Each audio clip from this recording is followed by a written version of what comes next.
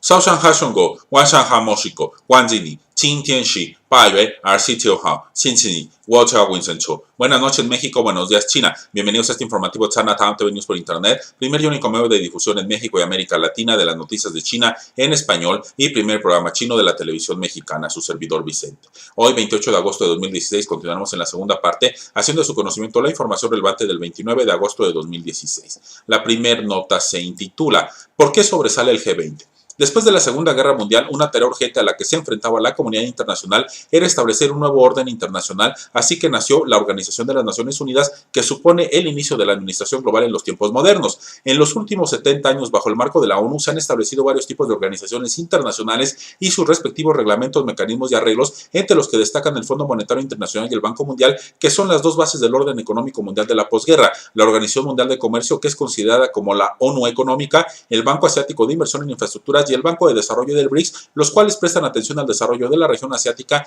y el G20, que se celebrará en Hangzhou, China. Han transcurrido 20 años desde la fundación del G20, calculado desde el anterior G7. En estos 20 años, el G20 ha desempeñado un papel peculiar en superar la crisis financiera, procurar el desarrollo y la cooperación e impulsar la administración global, y ha conseguido cada día una mayor atención por parte de la sociedad internacional. Entonces, entre tantas organizaciones internacionales y mecanismos de coordinación y cooperación bilaterales, ¿por qué sobresale el G20?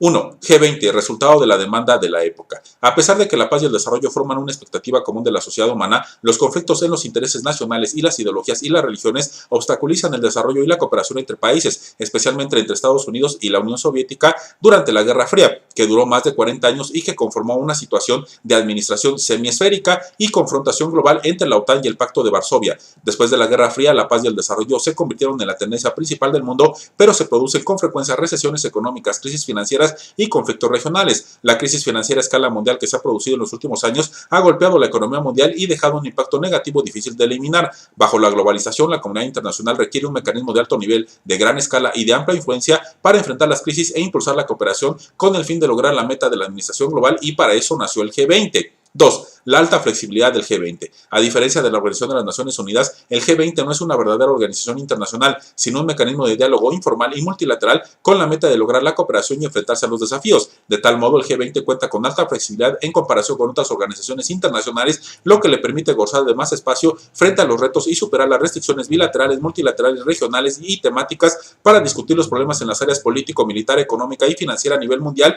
así que puede tomar medidas rápidas para frenar la crisis financiera mundial y establecer planes para sectores específicos a largo plazo y finalmente lograr buenos resultados. Número 3. El prestigio y la influencia del G20. Al mirar la formación del G20 se descubre que es un grupo de países que desempeñan el papel más importante en el mundo. Entre ellos se encuentran los 5 miembros permanentes del Consejo de Seguridad de la Organización de las Naciones Unidas, las primeras 5 economías, los primeros 5 países con mayor población y las 5 economías emergentes del BRICS. Los miembros del G20 se distribuyen en los 5 continentes y su Producto Interno Bruto total supone el 90% de la economía mundial, el 80% del volumen del comercio internacional y 2/3 de la población global, lo que permite al G20 sustituir al G7, convirtiéndose en el foro principal de cooperación global. En cuanto al mecanismo de trabajo del G20, además de la conferencia de coordinadores y de grupos de trabajo, se cuenta con la conferencia de ministros de Relaciones Exteriores, de ministros de Finanzas y presidentes de bancos centrales antes de la cumbre de los 20 dirigentes. Sin duda, la cumbre del G20 es un diálogo de los dirigentes más importantes del mundo y resulta imprescindible llamar la atención mundial y dejar patente su enorme influencia financiera y comercial.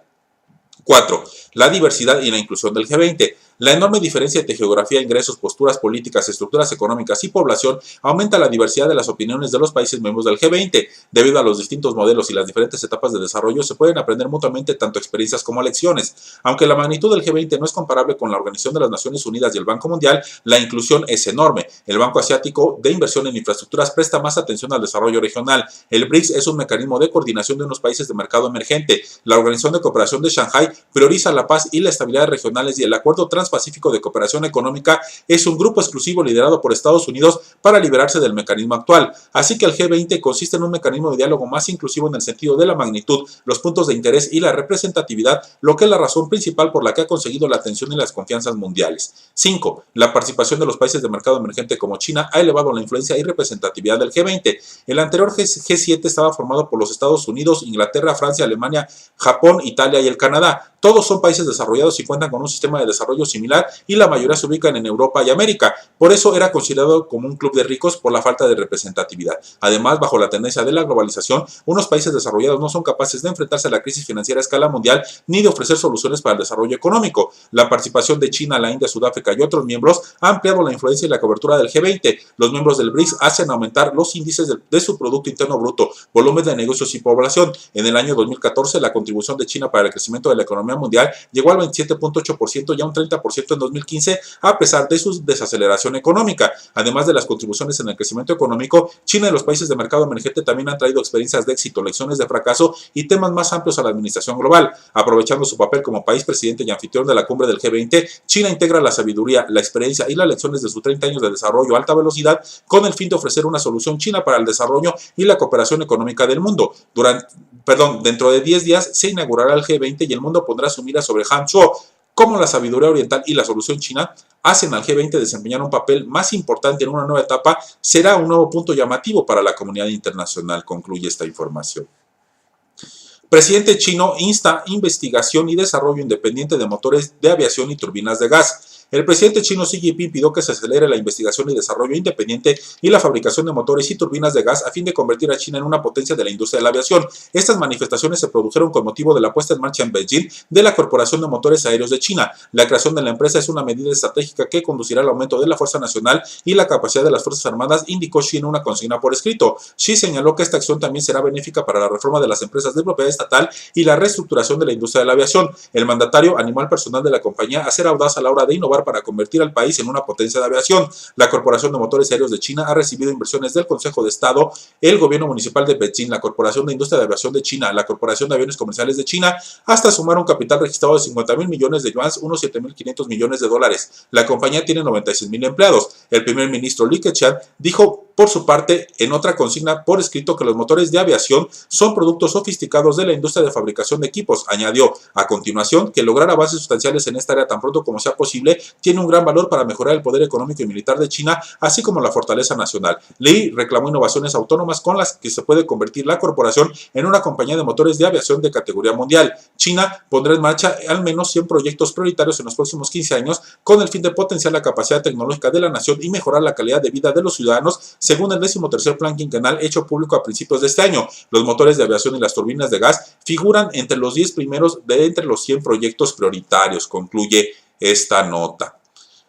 Banco Agrícola de China registra ligero incremento de beneficios. El Banco Agrícola de China, el cuarto mayor del país, registró un leve aumento de sus beneficios netos en la primera mitad del año. Las ganancias netas se situaron en 105.050 millones de yuans, unos 15.900 millones de dólares, lo que supone una subida interanual del 0.5%, según un comunicado remitido a la bolsa de Shanghai. Los ingresos cayeron un 5% a 260.400 millones de yuans. El banco achaca esta bajada al descenso de los márgenes de intereses netos. Los márgenes de intereses netos, resultado de restar los intereses pagados a los depositantes de los ingresos abonados de los prestatarios, se situó en 198.960 millones de dólares, una bajada interanual del 9.4%. El coeficiente de solvencia del banco quedó al cierre de junio en el 12.81%. Los prestamistas atraviesan un periodo complicado debido a la ralentización del crecimiento económico de China, afirmó el presidente del banco, que añadió que la agresiva competencia de las empresas financieras que operan por Internet y la aprobación de una normativa más estricta sumaron mayor presión. Los préstamos pendientes morosos alcanzaron los 225.390 millones de yuans a final de junio, lo que supone una subida del 5.88% respecto al final de 2015. Durante el segundo semestre, el banco prestará más apoyo financiero a proyectos nacionales de gran calado, el consumo personal y las pequeñas empresas, y recortará los préstamos a industrias con alto consumo energético y elevados niveles de contaminación, así como a las compañías zombies, concluye esta nota. Así damos fin al segundo informativo de este día. Gracias por su consideración. Xie xie, sai chen, min tian chen.